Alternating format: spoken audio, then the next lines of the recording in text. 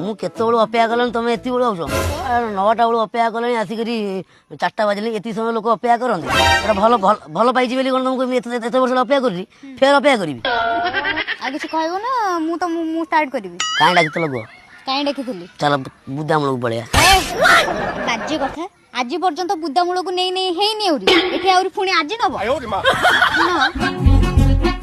ମୁଁ ଗୋଟେ କଥା କହିବା ପାଇଁ ତମକୁ ଆସିଛି ଏମିତି ତ ଭଲ ପାଇବା ଭିତରେ କେତେ କଥା କହିଛ ଆଉ କଣ କଥା କହିବ ସେ ନାଳି ଭଳିଆ କଥାବାର୍ତ୍ତା କରନି ଆଜିକୁ ତମକୁ ଭଲ ପାଇବାରେ ମୋର କେତେ ବର୍ଷ ହେଇଗଲାଣି ତଥାପି ବର୍ଷେ 2 ବର୍ଷ 3 କାଇଁ ସେଗୁଡା ଗଣୁଛ ମୋର ବି ସେଗୁଡା ମନେ ନାହିଁ ମୁଁ ତମ ସହିତ ବ୍ରେକଅପ୍ କରିବାକୁ ଆସିଛି ମାନେ ଆକ୍ଚୁଆଲି ମୋର ଗୋଟେ ଟୋକା ସହିତ ବାହାଘର ଫିକ୍ସ ହେଇଯାଇଛି ଆଜି ମୋର ହଳଦୀ ଅଛି